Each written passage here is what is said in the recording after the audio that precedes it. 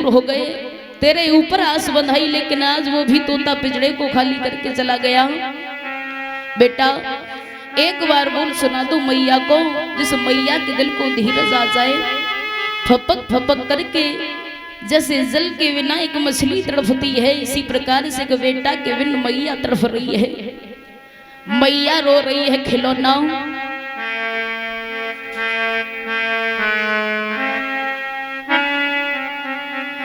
मेरे कथा श्रोता बंधुओं, मैया जब रोई है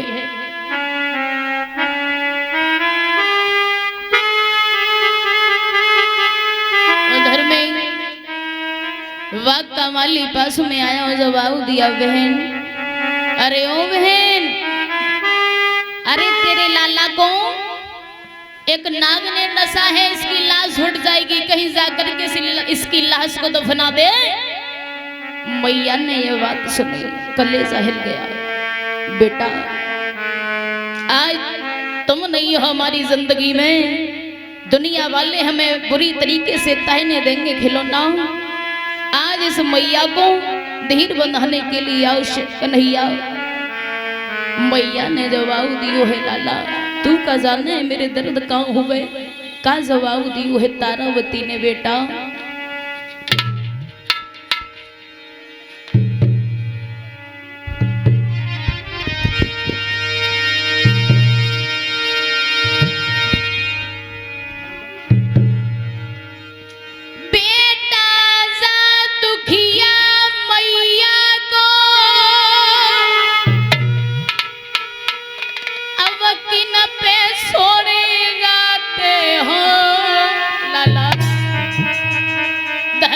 के मल्ला बन गए हो, किस्ती मझधार डुबाते हो।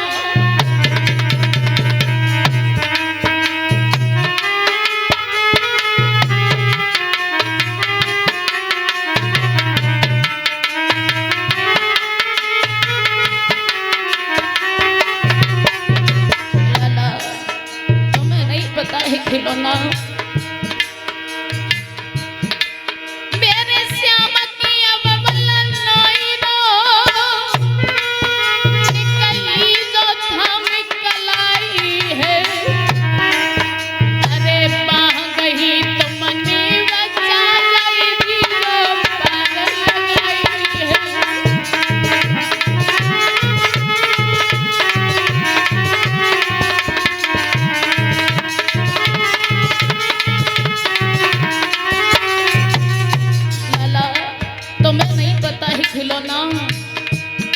तुम हमें छोड़ के चले गए, लेकिन आज मैया को धीर कैसे आएगा, कैसे रात्रि में चैन पड़ेगा इस मैया को। आज गोदी को खाली करके चले गए।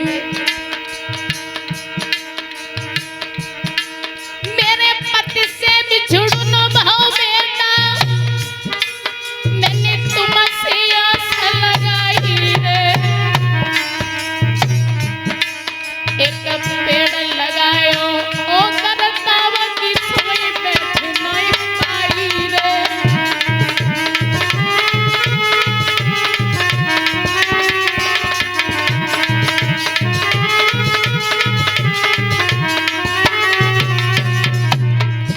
बेटा ओ दुनिया की रखवाले श्याम,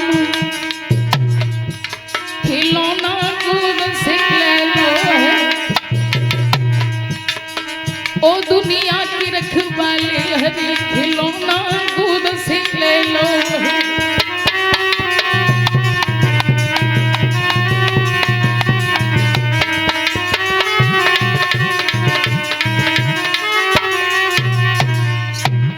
मैया रो रही है लाला, तो ना मालूम तुम तो चले गए हमें छोड़ के, लेकिन आज से मैया को धीरज कौन बंधाएगा।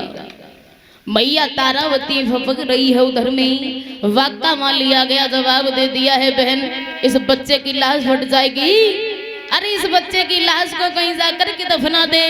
अब तो मैया ने जवाब दियो है, अब क्या करूं, अपने कन्हैया को कहां ले जाऊं।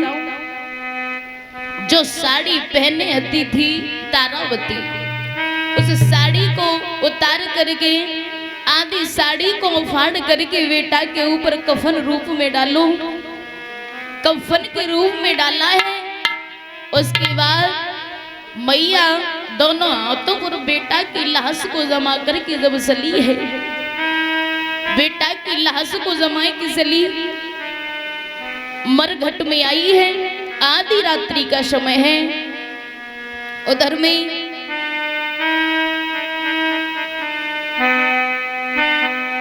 महाराज हरिश्चंद्र मरघट में ड्यूटी लगा रहे हैं। आधी रात्रि का समय है। जब पैरों की खटखट की आवाज सुनी, महाराज ने आवाज लगाई है, इस मरघट में कौन है? वो भी आधी रात्रि के समय क्या करने आई है? तब तक तारावती पास में पहुंच गई। जवाब दियो, महाराज मैं आपकी पत्नी तारा हूँ, जो मेरे हाथ में है आपका खिलौना, जिससे तुम बहुत प्यार करते थे ना, आज ये हमको छोड़ करके दुनिया से विदा हो गया है। इसे एक काले नाग ने डस लिया है महाराज, इसको दफनाने के लिए आई हूँ।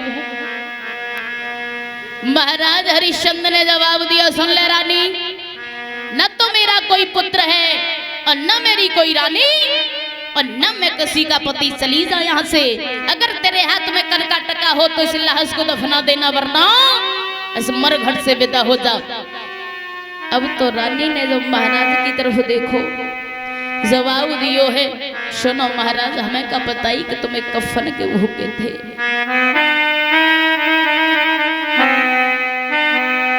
महाराज करका टका कहां से लाऊं मैं? मेरे हाथ में तो कुछ नहीं है। एक साड़ी थी, वो भी आधी साड़ी फाड़ करके बेटा के ऊपर कफन रूप में डाली। आधी साड़ी बची है, क्या करूं क्या करूं महाराज में? महाराज हरिश्चंद्र ने जवाब दिया, सुन ले,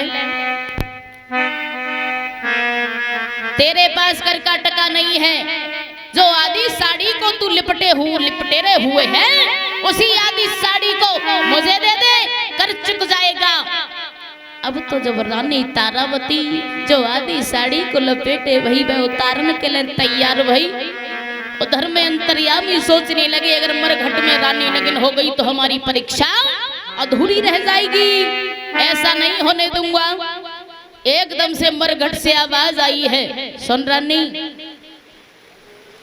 भगवान एक ब्राह्मण रूप में आ गए, संत के भेष में आकर के जवाब दिया है, बेटा अरे तारा, तेरा दिमाग तो नहीं खराब है?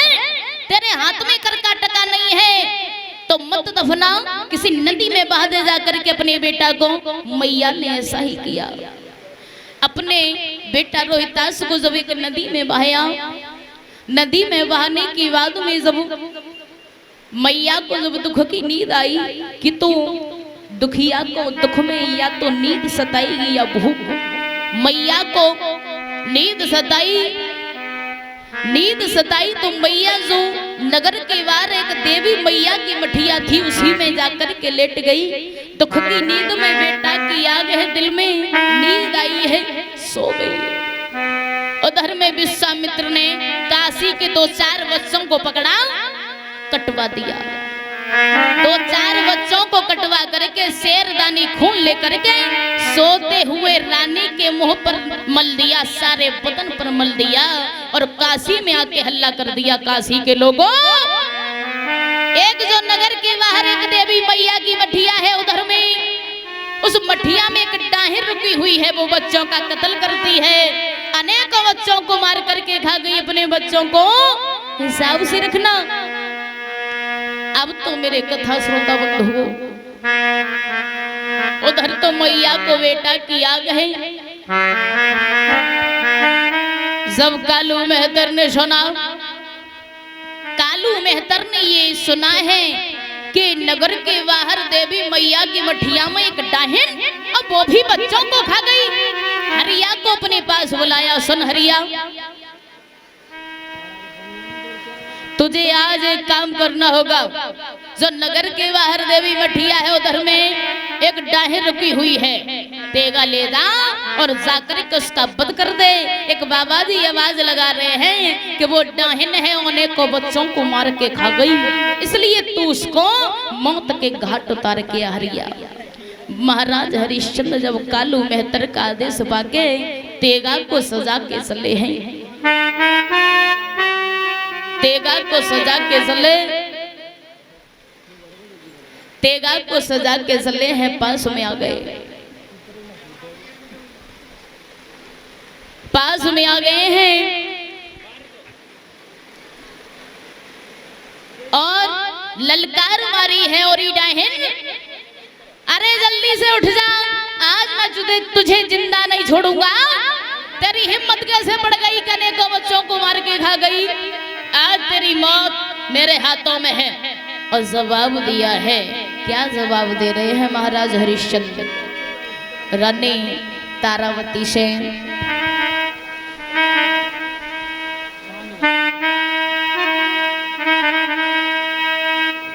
पास में आकर के सीना पे जब तेगा को उठा करके ललकार मारी, उधर में भगवान सोचने लगे अगर राजा रानी को मार ही देगा तो ये अच्छा नहीं है। मरघट से आवाज आ रही है, सुन राजा, अरे तू पागल तो नहीं है, तेरी बुद्धि तो नहीं खराब है, जो जिसके ऊपर तू तेगा लिए खड़ा है वो तेरी पतिव्रता औरत तारा है। जिस बच्चे को तूने मरघट में बिना कर का टका के नहीं दफनाया वो तेरा पुत्र है, जिससे तू बहुत प्यार करता था ना। एकदम से अंतर्यामी वहां प्रकट हुए, बोली सच्चिदानंद भगवान की।